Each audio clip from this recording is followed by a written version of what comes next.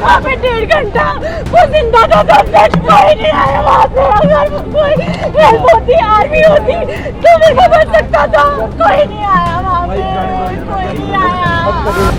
कश्मीर हो या हो गुवाहाटी, हमारा तिरंगा ये हमारी शान है और पहचान, इसी शान के लिए हम मरते हैं। तेरी जान मेरी जान, तेरी जान मेरी जान। तो यहाँ खाना बना भी दिया और वो बोले आपको पैसा चाहिए, हम आपको मुफ्त में गुजरात पहुँचाएंगे, एक पैसा भी नहीं लगेगा, गाड़ी भी हम कर देंगे। ऐसा कश्मीरी लोग ऐसा बोले। दोस्तों, पहलगाम में जो कुछ हुआ उसके बाद की कई बड़ी अपडेट आपके सामने लेकर आया हूं, क्योंकि आपको तो पता ही है कि किस तरीके से पहलगाम में जो कुछ हुआ उस पर देश के पत्रकार इसे सिक्योरिटी फेलियर नहीं मान रहे थे, इंटेलिजेंस फेलियर नहीं मान रहे थे, क्योंकि ये पूरा का पूरा मसला केंद्र शासित प्रदेश से जुड़ा हुआ है, यानी गृह मंत्रालय जिम्मेदार है, यानी कि अमित शाह पूरी तरीके से जवाबदेह होंगे। इसलिए कोई सवाल नहीं पूछना, हमें यह दिखाना है कि कितनी तत्परता हुई, हमें दिखाना है देखिए हमने पाकिस्तान के साथ कैसे संबंधों को सीमित कर लिया है और यहाँ के दूतावासों को बंद करने का ऐलान किया, वहां के दूतावास की तमाम चीजें। सवाल मेरा सिर्फ यही है कि जो आज आपने किया ये पहले क्यों नहीं हो सकता था, पहले क्यों नहीं किया जा सकता था? हमेशा इस बात का इंतजार क्यों कि कुछ लोगों की हत्याएं की जाए, आतंकी हमले में उनकी जान जाए, फिर हम बदला लेकर अपनी शौर्यता का परिचय दें? यह सरकार शौर्यता का परिचय देने के लिए बिठाई गई है, दूसरों की जान पर नहीं ना। आज मैं आपको कुछ खबरें दिखाने जा रहा हूं, खबरें देखिएगा और खुद सोचिएगा कि इनके लिए यह हमला कितना महत्व रखता है, कितने गंभीर है इस मसले को लेकर।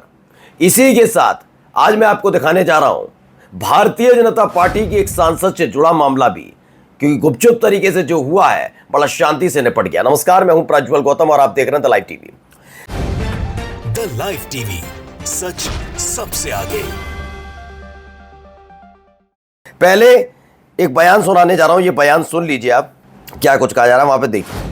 कोई नहीं आया वहाँ पे 1.5 घंटा, वो जिंदा था तब तक कोई नहीं आया वहाँ से। अगर कोई हेल्प होती, आर्मी होती तो मेरे को बच सकता था। कोई नहीं आया वहाँ पे, कोई नहीं आया।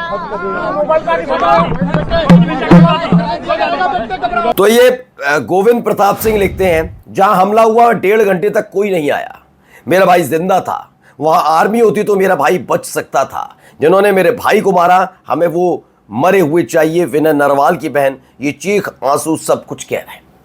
देखिए, अब आप खुद समझिए कि कहां से थ्योरी शुरू होती है। शुरुआती जो चीजें होती है ना, शुरुआत में जब कुछ चीजें होती हैं, तो मैं तब भी आपसे, जब ये हमला हुआ था तब भी मैंने कहा था कि ये वाकई बहुत विभत्स हमला है, लेकिन इसकी पेचीदगियों को भी समझना बहुत जरूरी है। कहानी कहां से शुरू हुई थी और अब आकर कहां खड़ी हुई है। कि जब यह हमला हुआ, यह नहीं है कि हमला नहीं हुआ, आतंकियों ने हमला नहीं किया, मसला ये है ही नहीं, यही हमला आतंकियों ने किया है। लेकिन क्या बता रहे कि वहां पर आर्मी मौजूद नहीं थी। ये बात वहीं की जिनके अपने लोग गए हैं, उन्होंने अपनी आंखों से देखा है। अब देखिए, खबर आई है। खबर क्या है पहले मैं खबर बता देता हूं। देखिए, न्यूज़ 18 की ये खबर है। कल बिहार से पीएम मोदी कड़ा संदेश दे सकते हैं। 24 तारीख है, बिहार जाने का प्रोग्राम है नरेंद्र मोदी साहब का, और बिहार जाकर जम्मू कश्मीर में हुए आतंकी हमले पर कड़ा संदेश देंगे प्रधानमंत्री नरेंद्र मोदी, और इसी के साथ सादर प्रणाम नरेंद्र मोदी साहब को। अभी क्यों मैं बताता हूं, सोचिए, इन कल होने वाले कार्यक्रम में नहीं होगा कोई सम्मान, बहुत बड़ा एहसान करेंगे नरेंद्र मोदी साहब देश पर। आगे देखिए क्या क्या लिखा हुआ है। इसमें लिखा हुआ है कि बिहार जाएंगे। दरअसल क्या आप सबको पता है कि बिहार में विधानसभा के चुनाव है इस साल के आखिर में, और एक एक दौरा बहुत महत्वपूर्ण है। आप खुद सोचिए, इस देश के प्रधानमंत्री पर को कोई फर्क पड़ रहा है राजनीति करने से? उनको मालूम है एक एक दौरा जरूरी। ऐसा कौन सा काम करने जा रहे हैं बिहार में कि अगर वो नहीं गए तो नहीं हो पाएगा? मुझे एक काम बता दिया। ऐसे ही उन्होंने मोरबी हादसे पे किया था। मोरबी हादसे में जान गई, लोगों को लगा कार्यक्रम रद्द करेंगे, वहां तुरंत ही दूसरे कार्यक्रम में गए, और भावुक वाला जो स्टाइल है उनका वो करते हुए बताया मुझे इसलिए आना पड़ा क्योंकि यहां के लोगों को सौगात देनी जरूरी थी। अरे ऐसा कौन सा काम है जो आपके बिना नहीं हो सकता? सौगात नहीं दी जा सकती। तो एक खबर ये निकल कर आई है। अब देखिए आगे एक और खबर दिखा रहा हूं, क्या क्या वहां पर किया जा रहा है, कहा जा रहा है। कश्मीर हो या हो गुवाहाटी, हमारा तिरंगा ये हमारी शान है और पहचान, इसी शान के लिए हम मरते हैं। तेरी जान मेरी। तो आईपी सिंह ने इसे ट्वीट किया है, कश्मीर हो या गुवाहाटी, अपना देश, अपनी माटी, तेरी जान मेरी जान, हिंदुस्तान हिंदू, जय हिंद मेरे देशवासियों। बताया गया तिरंगा रैली निकाली गई है लाल चौक पर निकाली गई तिरंगा रैली। और अब ये खबर निकल कर आई है, ये वॉशिंगटन डीसी से खबर है। प्रशांत टंडन ने इस खबर के बारे में जो लिखा है मैं पहले पढ़कर बता दूं, फॉक्स न्यूज की खबर है, थोड़ा सा आप देख लीजिए पहले। Okay, my first question. Both sides of the aisle today have asked for your resignation. Would you like to use my 5 minutes to draft your resignation letter, yes or no? No, thank you.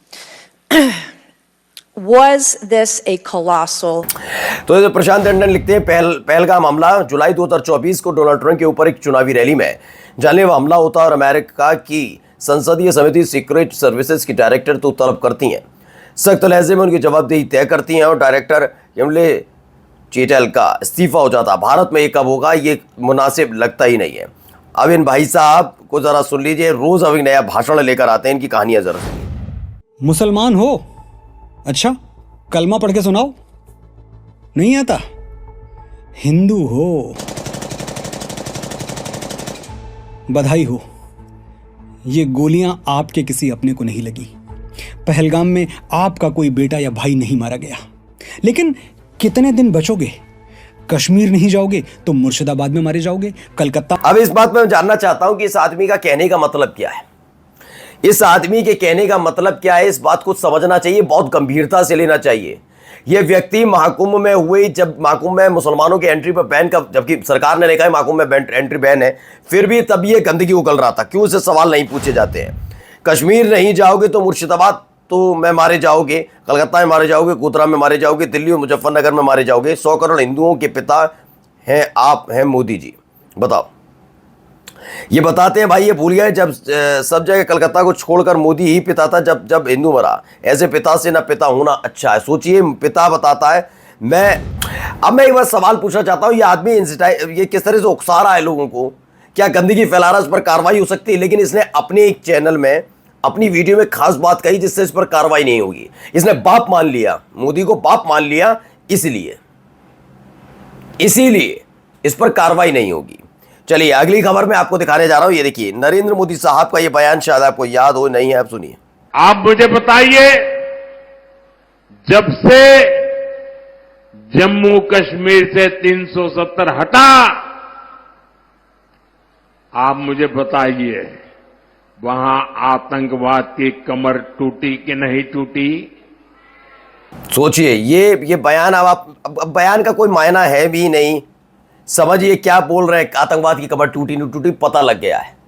और यकीन मानकर चलिए, आलोचना करने वाले या आपके विपक्षियों को ये चीज अच्छी नहीं लग रही, लेकिन आपको ये बहुत मुफीद नजर आ रहा होगा कि आप अपने काम धंधों को नहीं रोक रहे हैं, आप अपनी चुनावी रैलियों को नहीं रोक रहे हैं, आप अपने उन चीजों को नहीं रोक रहे हैं जिसका आने वाले वक्त में आपकी सियासत में आपका असर पड़ेगा, क्योंकि 240 के झटके से आप बाहर नहीं निकले।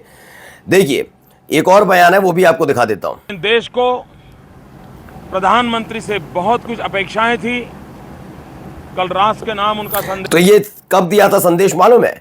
देश के प्रधानमंत्री से बहुत अपेक्षाएं थी, देश को उनका संदेश निराशाजनक रहा। मुंबई हमले के वक्त ताज होटल के बाहर खड़े होकर सीएम नरेंद्र मोदी ने ये बाइट दी थी, ये तब दी थी। और आज मतलब ये आदमी, सोचिए कैसे दुरंगे हो सकते हैं, दो तरीके के हो सकते हैं, सोच विचार के साथ बताइए। ऐसी और एक खबर है, देखिए अब हो क्या रहा है वो समझिए। कृष्णकांत हैं, ये देखिए उन्होंने एक खबर दिखाई है। पैसा चाहिए तो हम देंगे, खाना, हमको यहाँ खाना बना भी दिया और वो बोले आपको पैसा चाहिए, हम आपको मुफ्त में गुजरात पहुँचाएंगे, एक पैसा भी नहीं लगेगा। ये कौन कर रहे हैं? वहाँ कश्मीरी, क्योंकि हमारे यहाँ क्या रहे हैं, वहाँ जो, मैं फिर बोल रहा हूँ, हाँ आतंकियों ने किया, हाँ हो सकता है उनका होगा, क्योंकि डीएनए तो किसी ने टेस्ट नहीं किया, लेकिन मैं फिर भी कहता हूँ होंगे वो मुसलमान जिन्होंने आतंकी है, लेकिन वो हर व्यक्ति का एक चरित्र नहीं हो सकता ना। हर एक चरित्र अगर एक जैसा चरित्र हो जाए तो बात ही क्या है।